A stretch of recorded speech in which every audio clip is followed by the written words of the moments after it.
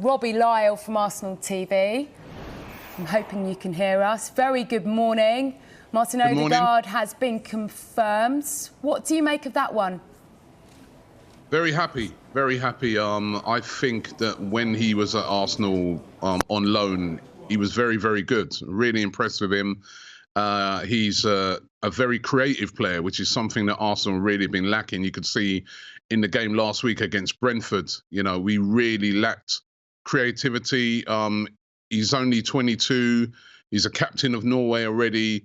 And I think a very, very good midfield player, you know, and, you know, I think for £30 million, I think it represents a really, really good signing. So I think a very positive signing by Arsenal. I just want to ask, actually, Robbie, about the business over the course of the summer. I mentioned who else had come in alongside Martin Odegaard then. Are you sort of encouraged by the direction of travel of the club in terms of their recruitment? Young players with plenty to give over a longer period of time than perhaps we've seen with Arsenal signings in years gone by? Yeah, I'm encouraged by the fact that the profile of the signings that Arsenal are making. You know, we saw last season, you know, some of the signing of Willian, you know, really baffled me, you know, because I was like, you know, guy coming in on big wages. It just didn't make no sense to me. Whereas the signings that Arsenal have made this summer make a lot more sense to me. And you can see what they're trying to do. They're trying to buy players that, you know, are going to be there for the future and will come in and will be driven, will be hungry and will improve the team. And this is a team really that needs a lot of improving, let's be real. So I'm really, really encouraged by the signings. I still think, even though we spent a lot of money, I still think there's some areas that need to be addressed. And of course, we've still got a lot of players that we need to move on from the team as well. So it's been that much of a mess over the past couple of years, transfer-wise. There's a lot to fix. But I do think signings like Martin Odegaard, for me, is a very, very positive signing. I know there'll be some fans who'll be like, oh, well, they're not super excited because he was here already. But for me, it represents £30 million for Martin Odegaard. I think that's a very, very good signing. And I think he's going to be a very, very good player for Arsenal. What about around £30 million for Aaron Ramsdale? There's been a little bit of kind of scepticism about just how good he is. Are you pleased to see him? And will he give Bernd Leno a run for his money, do you feel? I think if it's £30 million, I did feel we've really overpaid for Aaron Ramsdale. You know, I was a bit surprised that we went all in for him. I was told it was around about £24 million, but I was a bit surprised that at first we were talking like £35 million for Aaron Ramsdale. I haven't seen enough of him. I've just seen, you know, bits of him. And obviously he's been relegated twice for Bournemouth and Sheffield United. So every time I see those bits, they've never been very encouraging because he's been the goalkeeper of a team that have been conceding loads and loads of goals. So, but I guess the fact that he broke into the England squad for the Euros, he must be a decent goalkeeper. He must be good. And we definitely needed a backup keeper because our backup keepers are not ready. And we need somebody who's going to give competition to Leno. So if it's around about £24 million, then I look on it and say English goalkeeper, a guy that's really, really driven. I've been told that he's an Arsenal fan. Then it's a very positive signing. If it's over 30 million, I'm like, oh, that's too much. But again, we needed a goalkeeper. We needed a backup goalkeeper. Ever since Emi Martinez left, again, it's been an area we struggled in. So for me, positive again. Robbie, you've spoken very positively about the recruitment over the course of the summer. You said recruitment in the past has been a bit of a mess. The word mess, was that a word you'd use to describe last Friday night?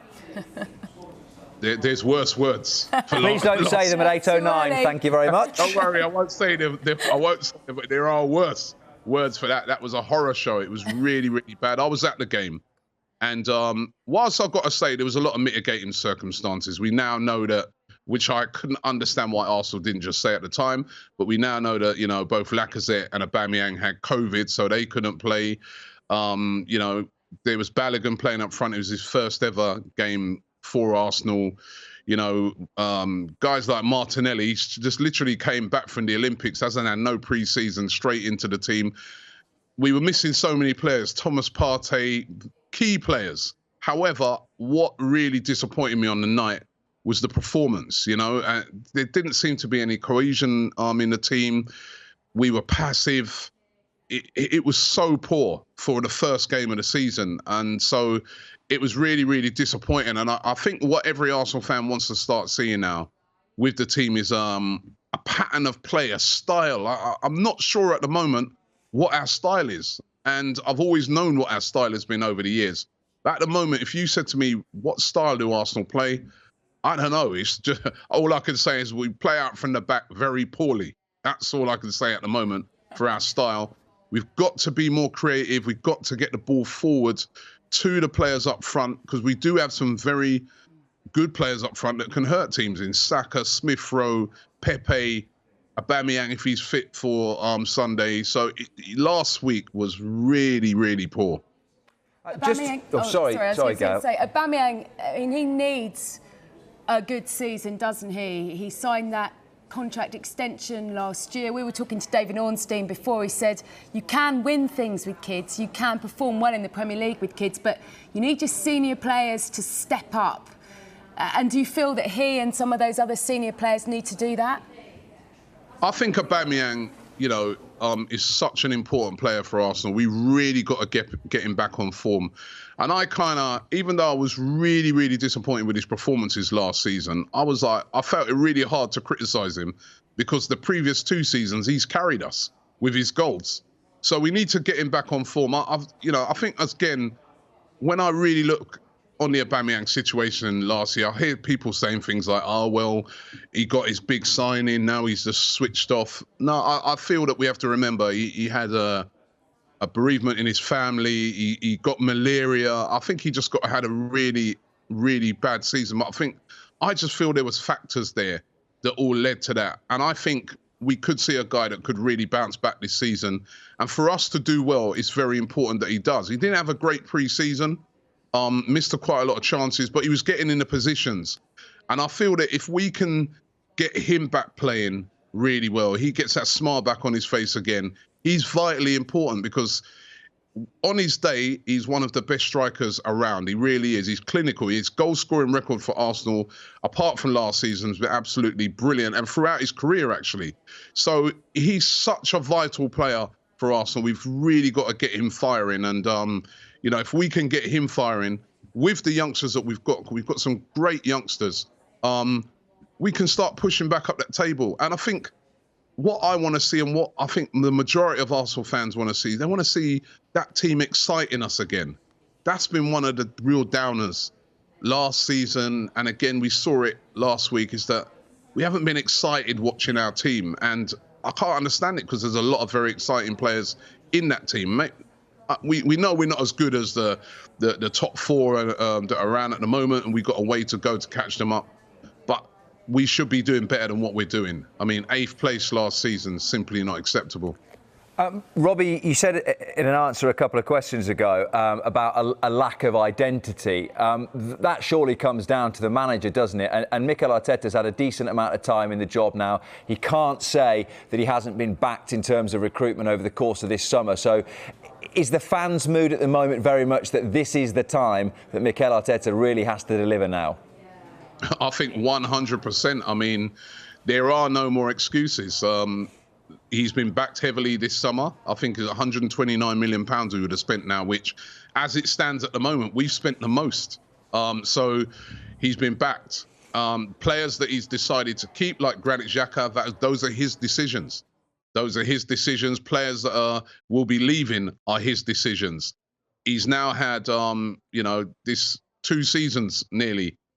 There's no more excuses at all for Mikel Arteta. Everything he's doing now is what he's chosen to do. Even when he came in, he was the head coach.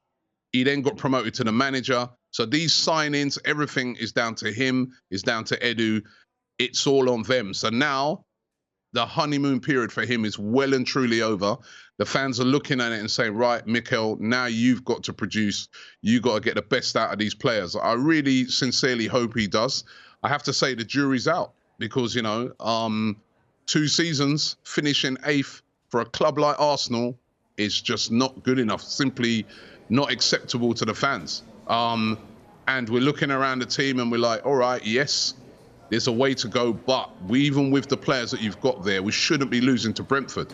So I feel that this is huge for Mikel Arteta.